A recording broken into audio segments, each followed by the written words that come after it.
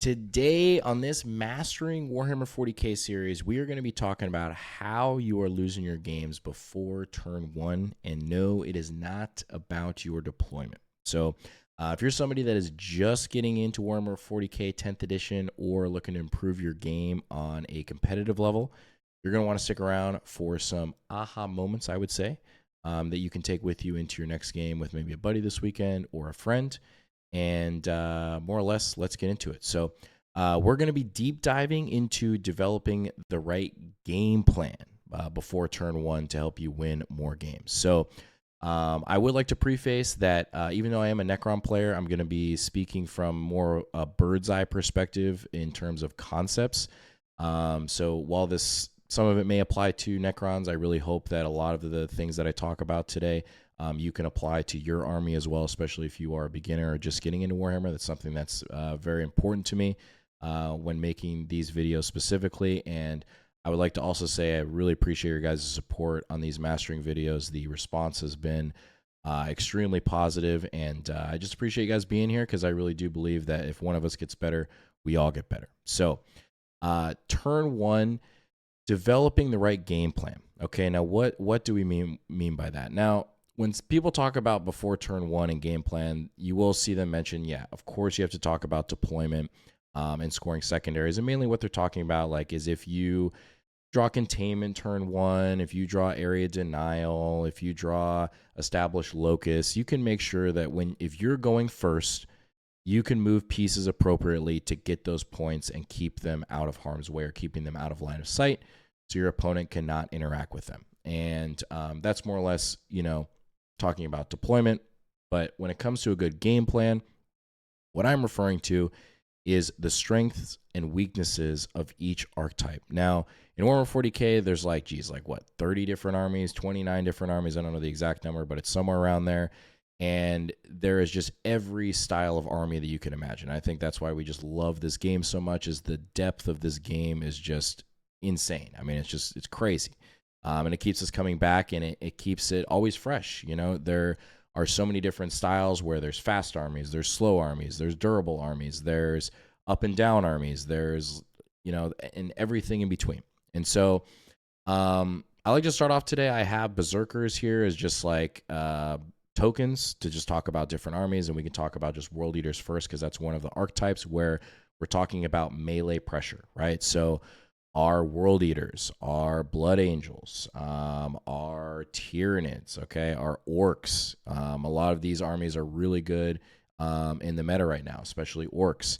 And when we're talking about these archetypes, and let's just take World Eaters specifically, for example, what a lot of times separates really, really good players from the average players, especially in a competitive scene, is they're able to develop a good game plan relatively quickly before a match, and they are thinking about the strengths and weaknesses of the army. So, if I'm playing against a buddy, or maybe I'm in a tournament setting, let's say I'm playing against World Eaters, okay?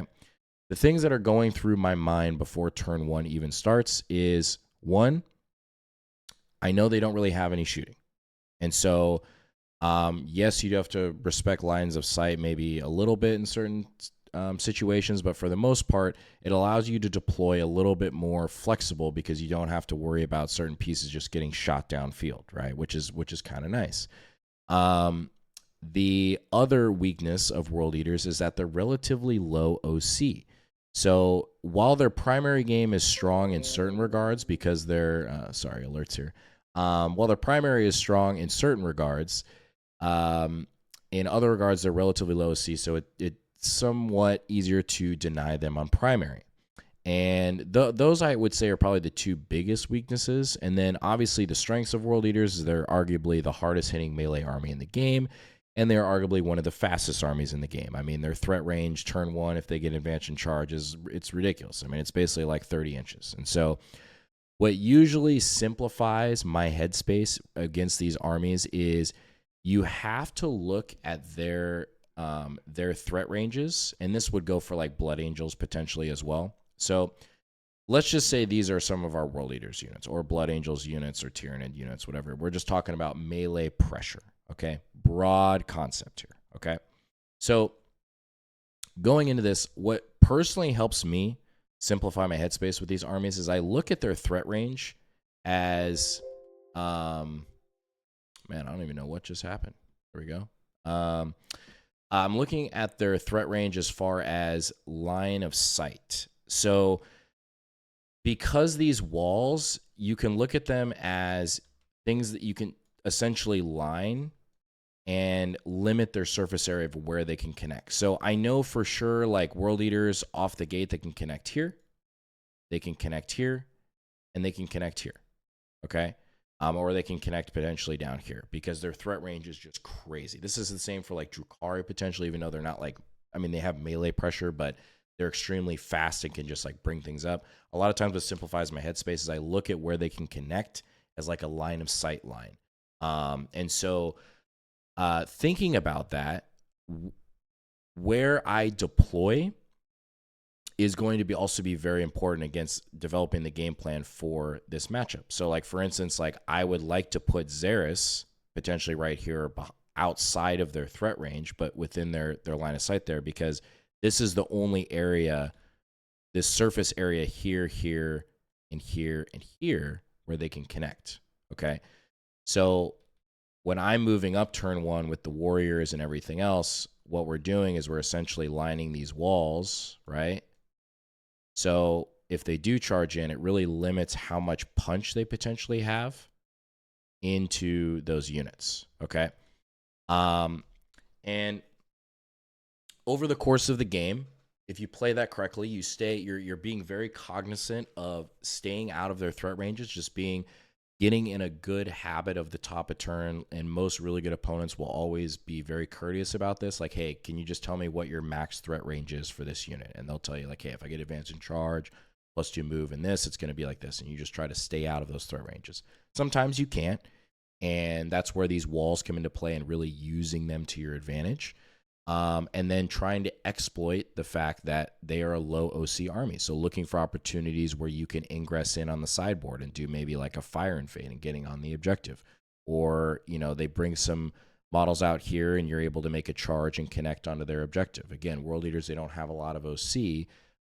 You just have to make them bad trades potentially at the beginning and out OCing them in certain areas. And then I'd say the last thing, usually against these melee armies, they don't usually have a lot of units. So if you play an army that has as more of an MSU style, it's a very strong asset to have against these armies because you allow them to really expose their big resources because you essentially out unit them, and you're also able to screen the board very well. So you'll find a lot of times World Eaters can have trouble into MSU type armies because of the fact that there's a lot of screens, and they force them to trade down in a lot of situations, and can really force their hand early and put them in bad spots. But is that to say World Eaters are bad?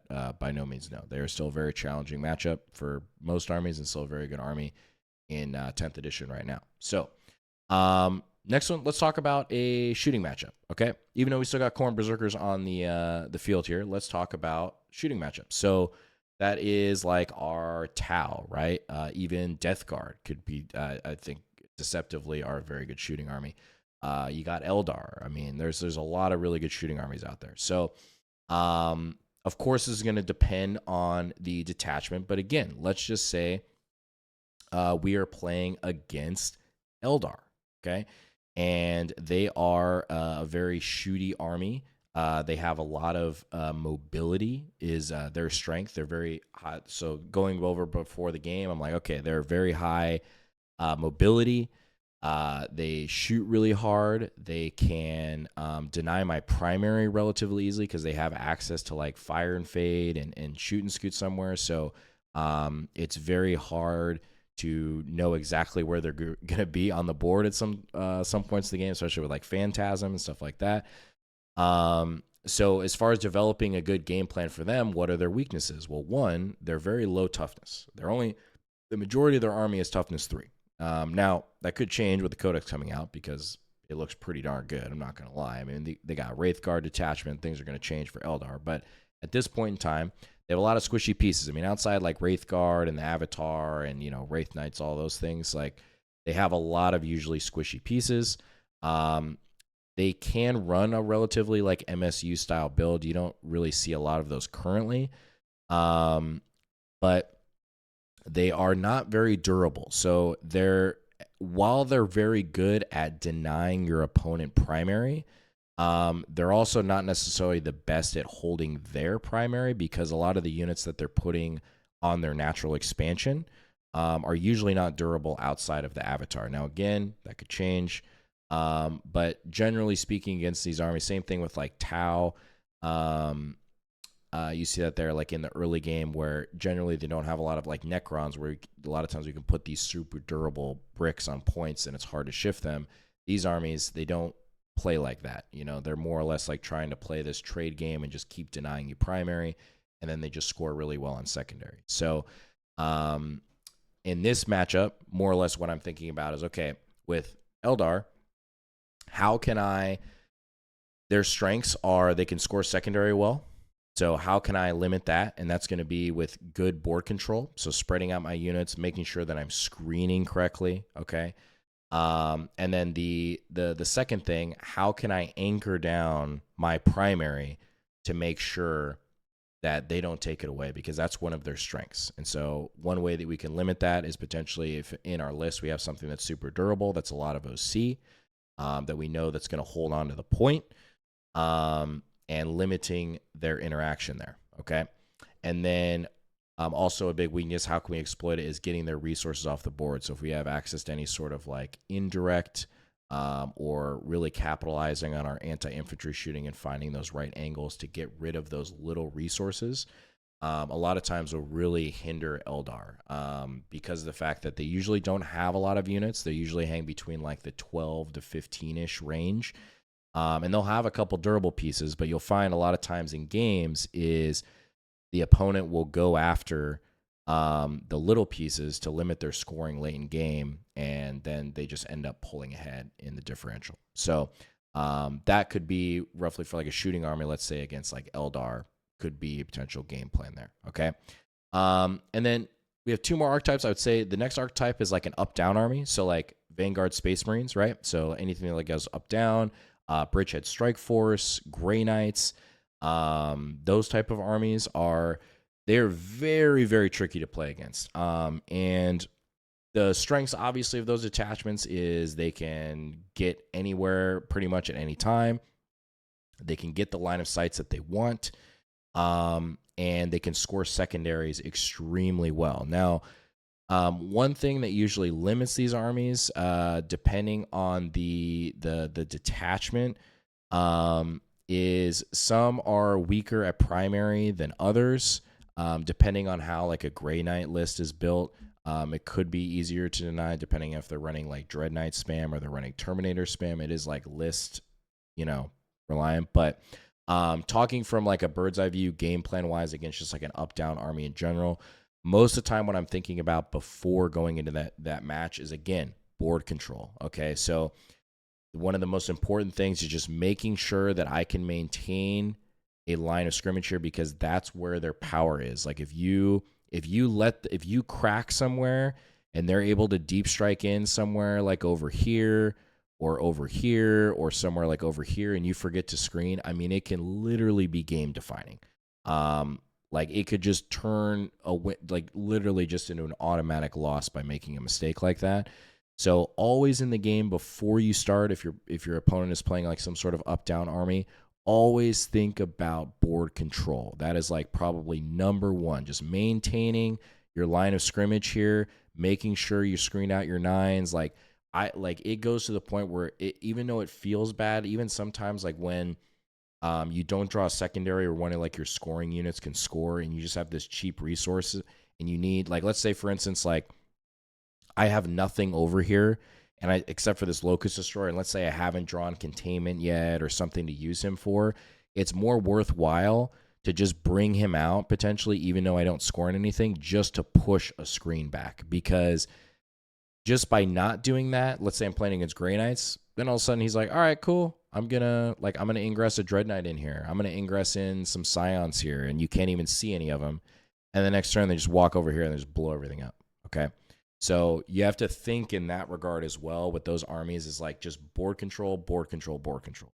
And just trying to limit their secondaries, because a lot of times those armies, they don't have a super strong primary game. Even like Hypercrypt with Necrons right now, the Hypercrypt, the really only primary answer per se is like, putting something super durable and like a thick resource on an objective that a lot of times you can see, like a monolith or something like that.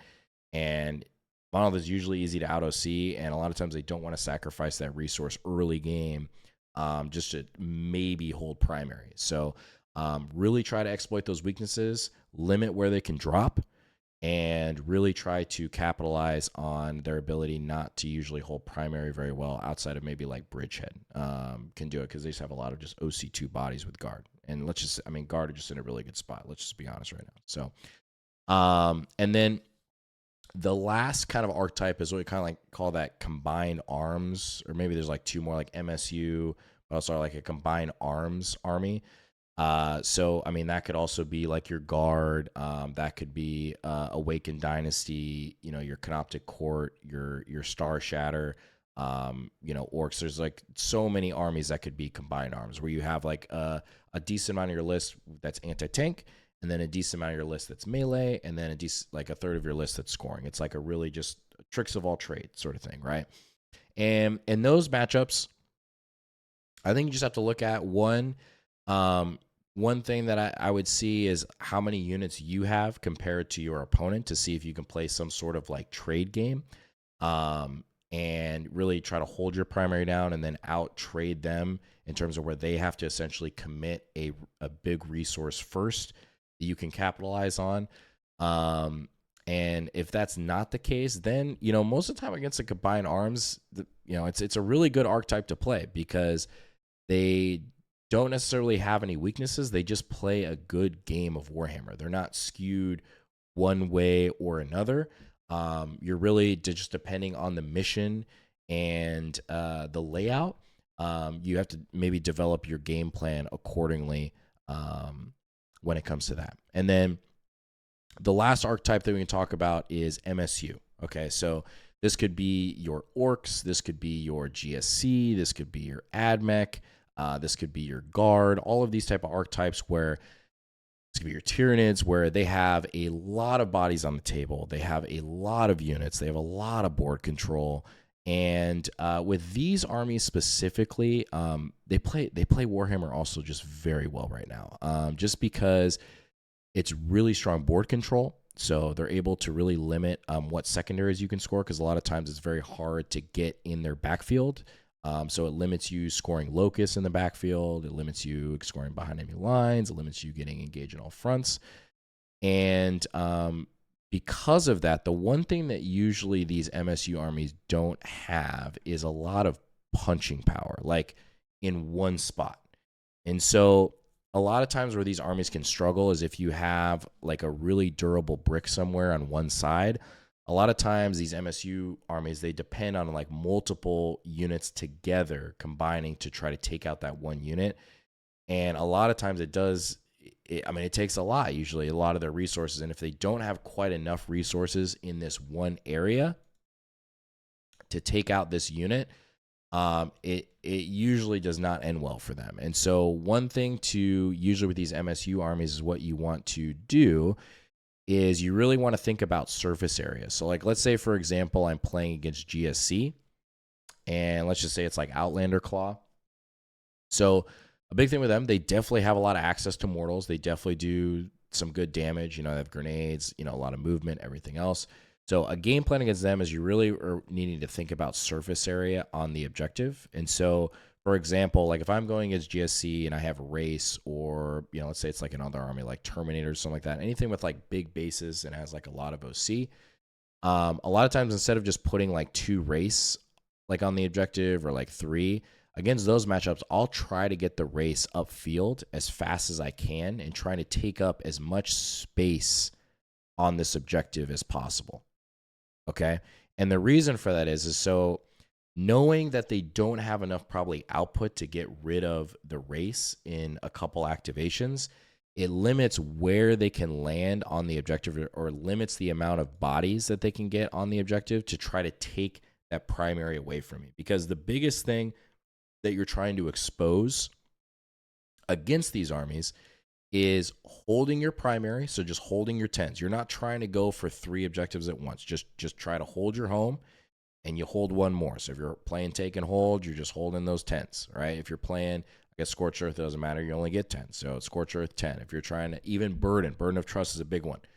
You only score for the midfield. Don't stress about trying to get 2 objectives right out the gate, because against those armies, it's not going to happen. It's just not going to happen.